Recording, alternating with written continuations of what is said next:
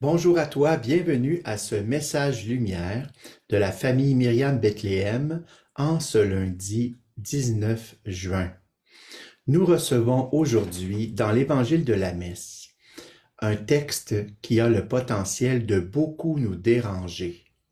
Ce sont des paroles de Jésus qui confrontent nos idées, nos habitudes, jusqu'à notre mentalité. En fait, ça dérange et ça dérange beaucoup. Et pourtant, ce sont des paroles essentielles à entendre, à prier, à partager et à faire passer dans notre vie. Je regarde le texte de l'Évangile et mon esprit de synthèse voudrait bien choisir des extraits pour résumer, mais c'est tellement fort et important que je pense que je vais te le partager au complet. Dans l'Évangile selon saint Matthieu, en ce temps-là, Jésus disait à ses disciples, « Vous avez appris qu'il a été dit œil pour œil et dent pour dent. Eh bien, moi je vous le dis de ne pas riposter aux méchants. Mais si quelqu'un te gifle sur la joue droite, tends-lui encore l'autre. Et si quelqu'un veut te poursuivre en justice et prendre ta tunique, laisse-lui encore ton manteau. Et si quelqu'un te réquisitionne pour faire 1000 pas, fais-en 2000 avec lui. À qui te demande, donne. À qui veut t'emprunter, ne tourne pas le dos. » Permets-tu que je fasse ressortir quelques mots de ce texte qui peuvent nous éclairer un peu sur le sens du message de Jésus? En voici quelques-uns. Riposter, justice, prendre, réquisitionne, demander, emprunter.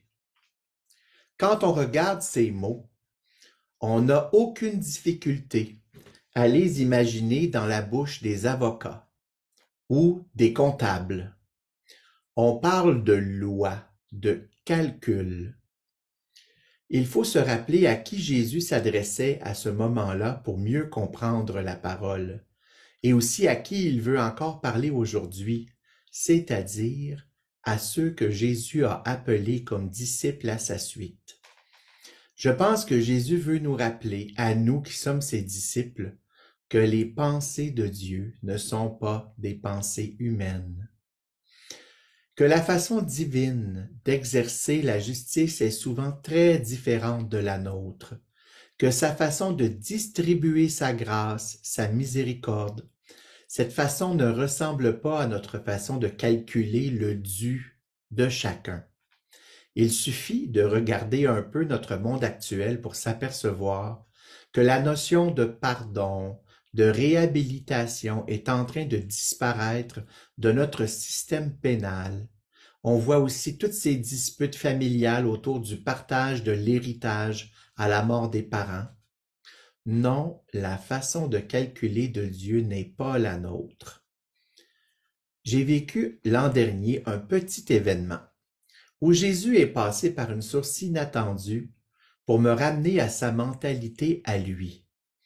Dans une situation de ma famille délicate, je t'épargne les détails, mais une grosse différence d'opinion à propos d'une histoire d'argent était en train de gruger l'unité entre frères et sœurs et ça tourmentait beaucoup mon papa. La situation me causait, et pas juste à moi, beaucoup de soucis et je ne voyais pas de façon pour qu'on puisse s'en sortir gagnant. J'en avais discuté avec des amis et une d'entre eux m'avait dit à ce moment-là une parole qui m'avait beaucoup secoué. Et j'avais sûrement besoin d'entendre un conseil un peu brutal, un peu dérangeant, un peu comme Jésus qui parlait à ses disciples dans l'Évangile. Mais je me suis tout de suite, et c'est ça peut-être la grâce la plus importante, je me suis tout de suite tourné vers Jésus pour lui dire, peux-tu me montrer l'attitude que je devrais prendre? pour qu'on en sorte unis. Pas nécessairement gagnant, mais financièrement, mais plutôt unis. Les événements et surtout la parole de mon ami m'avaient servi à aligner ma mentalité sur celle du Seigneur, qui n'était vraiment pas la mienne au départ. En as-tu, toi, dans ta vie, une situation que tu vis dans laquelle la justice humaine ne suffit plus? Une épreuve où la mentalité de miséricorde du Seigneur pourrait t'aider à faire l'unité dans ta famille, dans ton milieu, au travail, en paroisse.